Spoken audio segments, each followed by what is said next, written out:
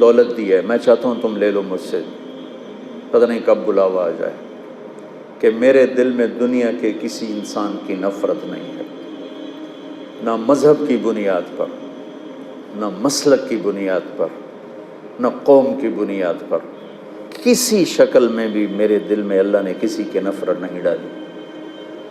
مجھے شراب سے نفرت ہے، شرابی سے نہیں، زنا سے نفرت ہے، زانی سے نہیں، جھوٹ سے نفرت ہے، جھوٹے سے نہیں، مجھے غلط عقائد سے نفرت ہے، غلط عقیدے والے سے نہیں۔ بغض للہ، البغض للہ، جس کو کہتے ہیں البغض للہ، مجھے سب سے محبت۔ ایک اہل حدیث خطیب آ گئے، کہا جی ایک بات پوچھنے آیا ہوں، سچ بولنا جھوٹ نہ بولنا۔ میں بڑا حیران ہو گئی، سچ بولنا، پہلی امتحان لینا پہ سچ بولنا جھوٹ نہ بولنا۔ میں نے کہا جی فرماؤ۔ کہا ہمارا بیان ہوتا ہے، ہم اشتہار لگاتے ہیں، بندہ ہی کوئی نہیں آمدہ، تیرا اشتہار بھی نہیں ہوتا، جا نہیں لبدی، تو نے کوئی وظیفہ پڑھا ہوا ہے؟ وہ وظیفہ پوچھنے آیا ہوں، وہ وظیفہ بتاؤ۔ میں نے کہا نہیں میرے پاس تو کوئی وظیفہ نہیں۔ کہنے لگا میں نے کہا تھا نا جھوٹ نہیں بولنا،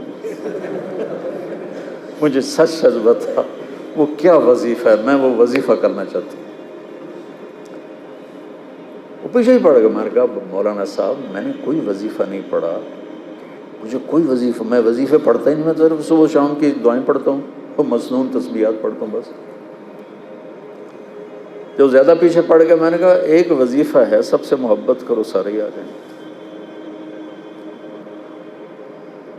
تو اللہ نے میرے دل سے سب کا بغض نکال دیا ہے، ذات۔ ہاں مجھے برے عمل سے کا بغض ہے، برے عقیدے سے بغض ہے، بری زندگی سے بغض ہے، لیکن ان افراد سے نہیں ہے۔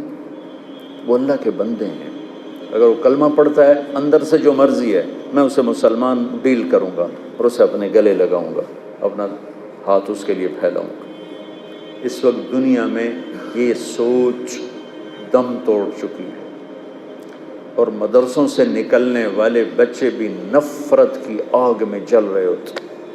دیوبندی ہے تو بریلوی سے نفرت اس کے اندر میں کوٹ کوٹ کے بھری ہوئی، شیعہ کی نفرت کوٹ کوٹ کے بھری ہوئی، اہل حدیث کی نفرت کوٹ کوٹ کے بھری ہوئی۔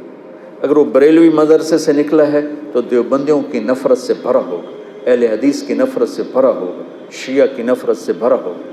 اگر وہ غیر مقلد کے مدرسے سے نکلا ہے تو دیوبندی بریلوی شیعہ کی نفرت سے بھرا ہوگا۔ اگر وہ شیعہ کے مدرسے سے نکلا ہے تو دیوبندی بریلوی اہل حدیث کی نفرت سے بھرا ہوگا۔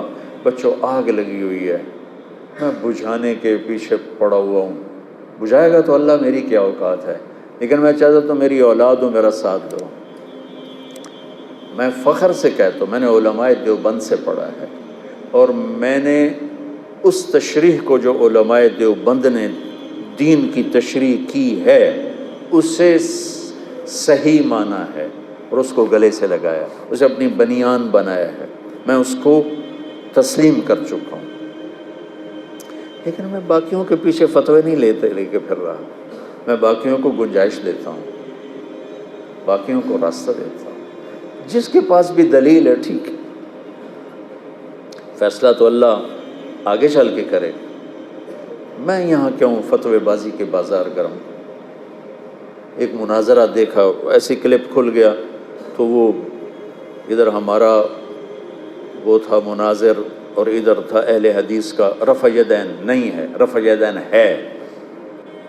اتنا دکھ ہوا، اتنا درد ہوا کہ یہ احمق کس دنیا میں رہتے ہیں کہ امت اسلام چھوڑنے تک پہنچ چکی، یہ رفع یدین پہ لڑ، جس کے کرنے نہ کرنے سے نہ جنت کا فیصلہ نہ جہنم کا فیصلہ۔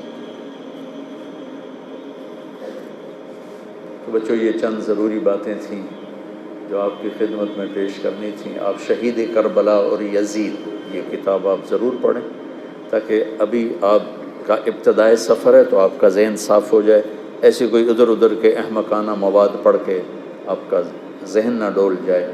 ہم صحابہ کو بھی ان کا مقام دیتے ہیں، کلاً وعد اللہ الحسنی، اور اہل بیت کو ان کا مقام دیتے ہیں۔ کہ اللہ تعالیٰ نے کہا انما یرید اللہ لیذہب عنکم الرجس اہل البیت ویطہرکم تطہیرا۔ تو میں نے ایک چھوٹی سی کاوش کی ہے، دعا فرمائے اللہ اسے قبول کرے، کہ ایک کتاب لکھوائی ہے، کتنے صفحے کی؟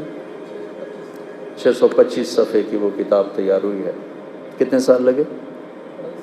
2.5 سال میں وہ کتاب تیار ہوئی، کہ مواد ہی نہیں ملتا تھا۔ میں کہا شاید ہم یہ جب اللہ مجھے بلائے تو میں اللہ اس کے رسول کو یہ تحفہ پیش کروں کہ آپ کی اولاد کے لیے میں یہ نذرانہ لایا ہوں، اور تو میرے پاس کچھ ہے نہیں۔